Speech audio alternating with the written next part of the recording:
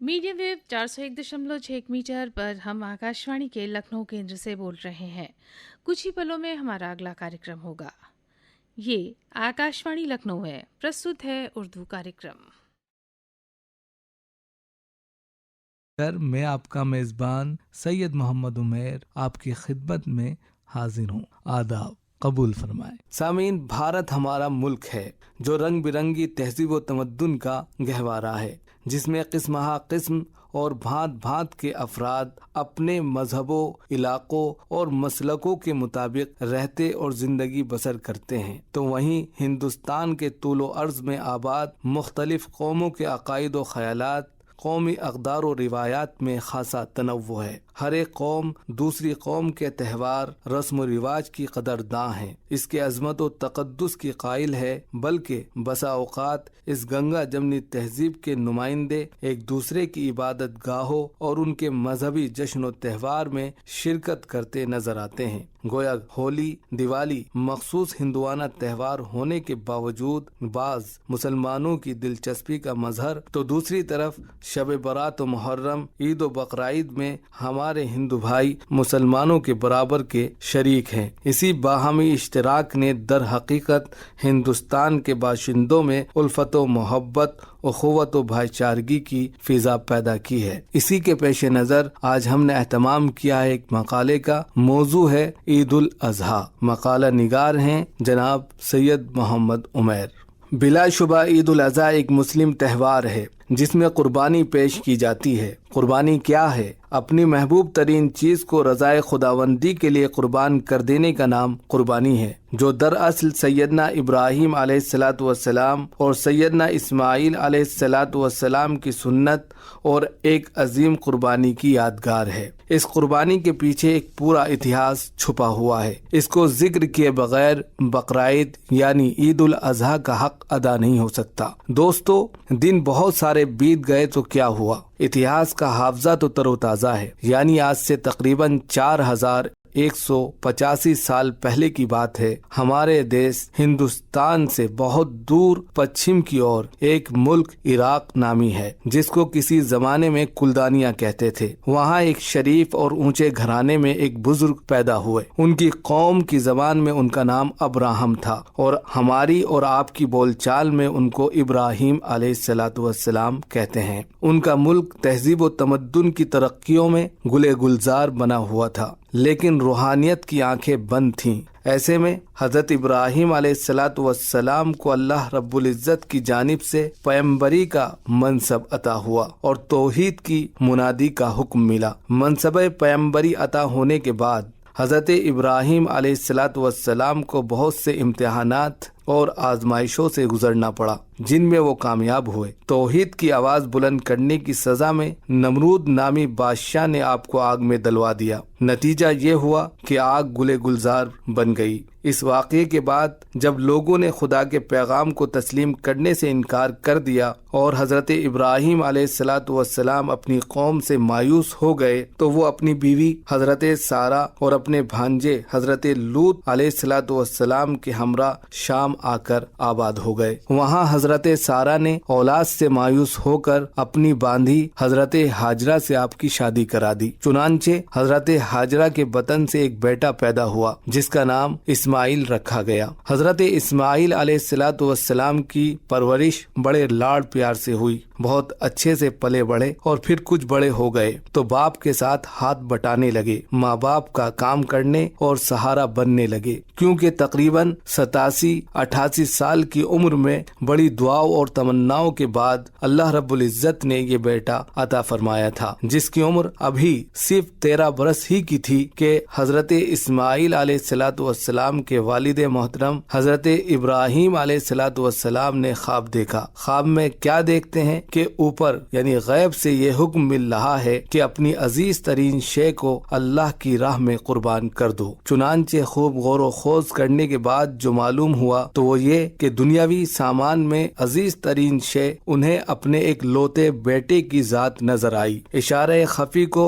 حکم الہی کے درجے پر لا کر فوراً فیصلہ کر بیٹھے کہ چھری اپنے بیٹے اسماعیل علیہ السلام کی گردن پر ہی چلانا ہے۔ پھر خیال آیا کہ اس ارادے کو خود اس معصوم سے بھی پوچھ لیں۔ بیٹا خود ایک نبی کا بیٹا اور خاتم النبیین محمد عربی احمد مصطفیٰ محمد مصطفیٰ صلی اللہ علیہ وسلم کے دادا ہونے والے تھے، لہٰذا فوراً جواب دیا۔ پھر اس میں تعمل اور پوچھ تاچھ کیسی؟ جس کا حکم ملا ہے اس کی تعمیل و تکمیل فرمائیے، انشاءاللہ آپ مجھے صابرین میں سے پائیں گے۔ قرآن مجید نے سورہ صافات کی آیت نمبر 2 تا 106 میں اس واقعے کی وضاحت فرمائی ہے۔ قال یا بنی انی ارا فی المنام انی اذبحک فانظر ماذا ترى قال یا ابت افعل ما تؤمر ستجدنی انشاء اللہ من الصابرین۔ مزید بیٹے نے اپنے بابا کو مشورہ دیا کہ بابا آنکھوں پر پٹی باندھ لیجئے، مبادا میری صورت دیکھ کر کہیں آپ کے قدم نہ لڑکھڑا جائیں اور امتحان میں ناکام ہو جائیں۔ یہ فیضان نظر تھا یا کہ مکتب کی کرامت تھی؟ یہ فیضان نظر تھا یا کہ مکتب کی کرامت تھی؟ سکھائے کس نے اسماعیل کو آداب فرزندی؟ اب وہ لمحہ آتا ہے جس کو دیکھ کر فرشتے بھی مضطرب ہیں اور جن و بشر بھی حیران و پریشان ہیں۔ باپ اپنے لخت جگر نون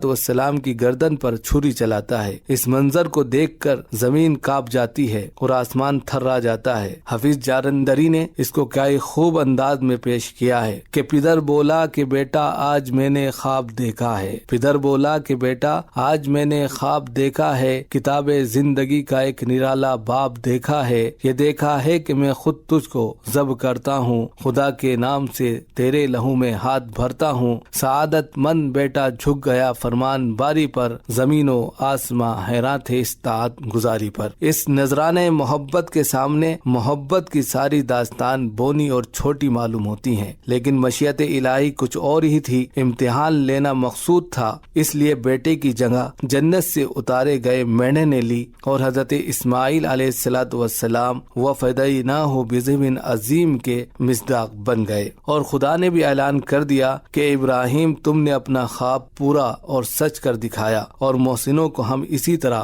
بدلہ دیتے ہیں۔ قرآن نے اس کو قد صدقت الرؤیا انا کذلک نجزی المحسنین سے تعبیر کیا ہے۔ پھر خدا کو باپ اور بیٹے کا یہ عمل اس قدر پسند آیا کہ رہتی دنیا تک تمام مسلمان صاحب استطاعت پر قربانی کرنا واجب قرار دیا، اس لیے کہ ملت ابراہیمی کی اصل بنیاد قربانی ہے۔ یہی قربانی حضرت ابراہیم علیہ السلام کی پیغمبرانہ اور روحانی زندگی کی اصل خصوصیت ہے۔ حضرت ابراہیم علیہ السلام اور حضرت اسماعیل علیہ السلام کی یہ قربانی کیا تھی؟ یہ محض خون اور گوشت کی قربانی نہ تھی، بلکہ روح اور دل کی قربانی تھی۔ یہ اپنی عزیز ترین شے کو خدا کے سامنے پیش کر دینے کی نذر تھی۔ یہ خدا کی اطاعت و عبودیت اور کامل بندگی کا بے مثال نمونہ تھا۔ یہ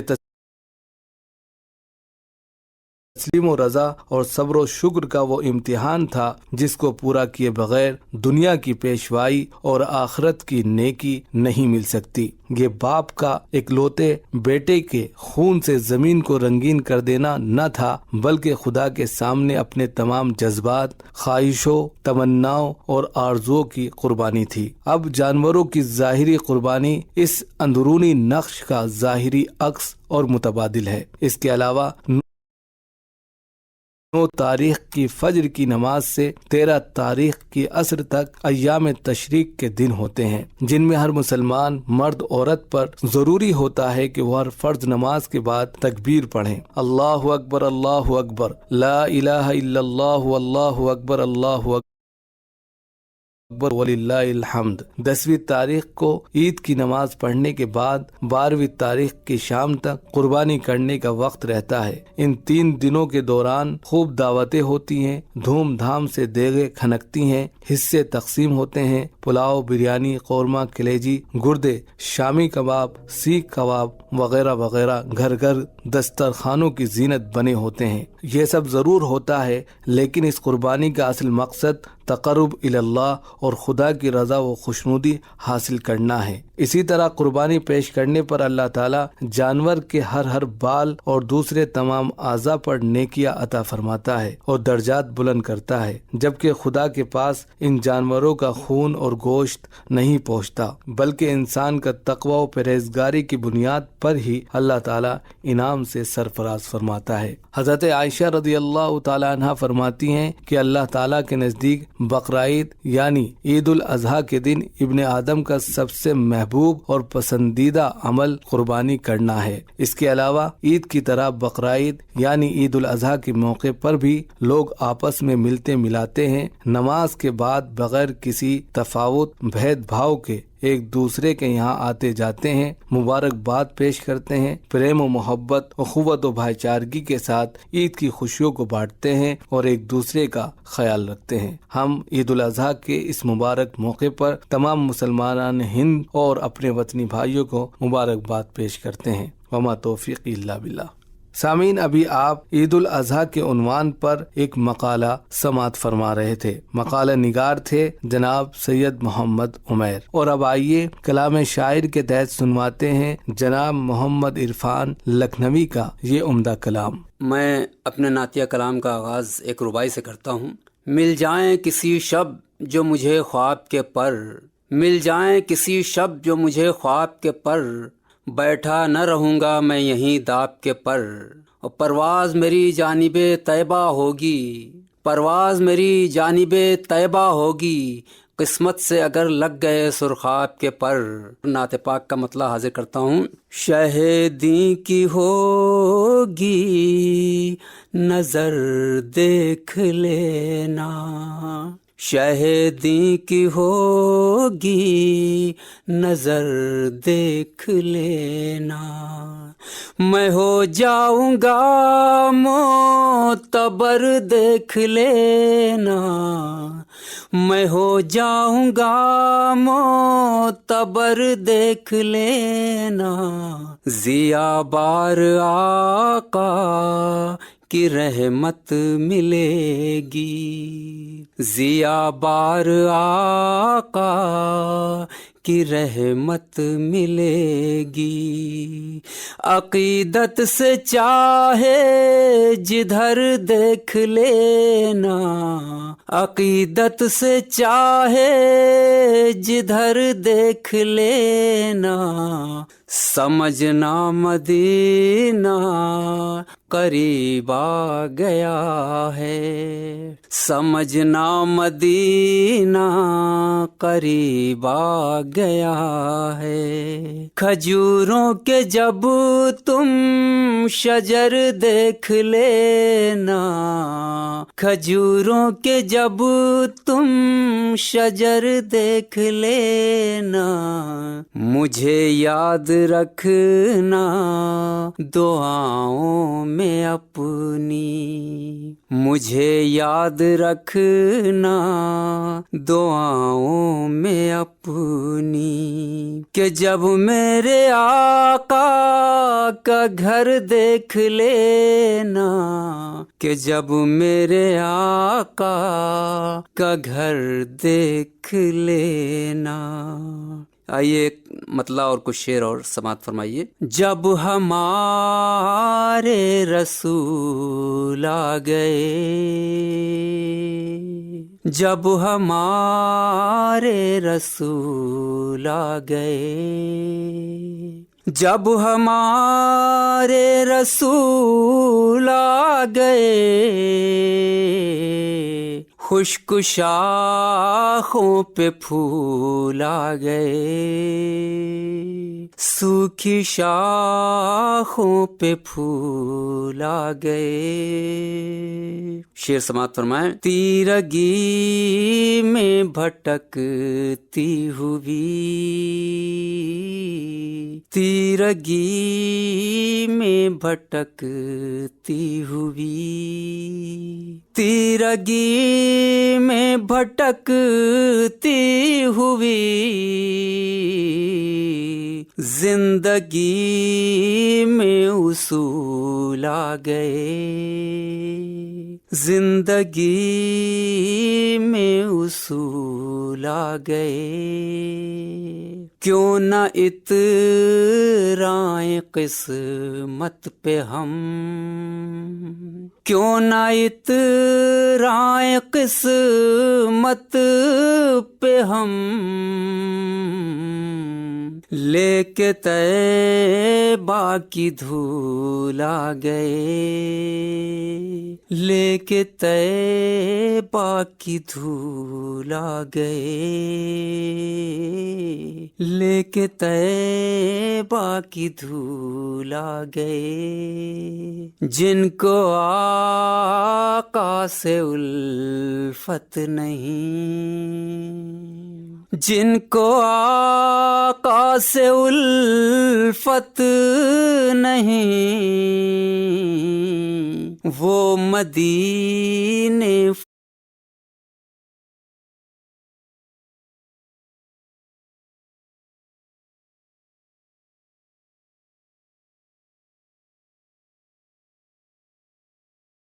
آقا سے الفت نہیں، جن کو آقا سے الفت نہیں، وہ مدینے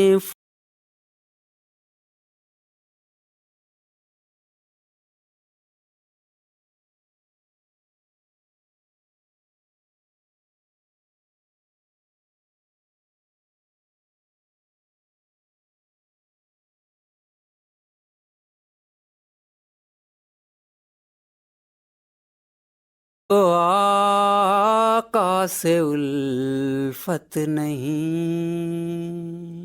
جن کو آقا سے الفت نہیں، وہ مدینے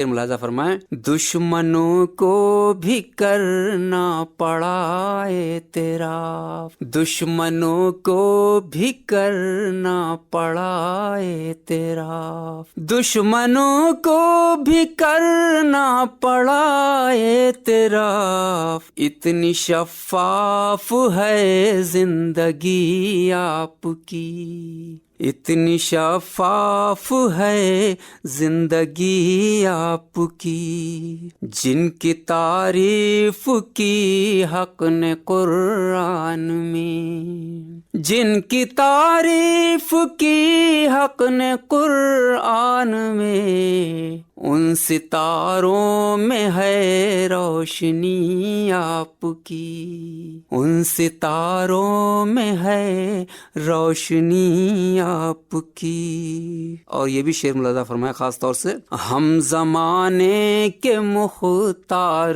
بن کر رہے، ہم زمانے کے مختار بن کر رہے، جب تلک ہم نے کی پیروی آپ کی، جب تلک ہم نے کی پیروی آپ کی۔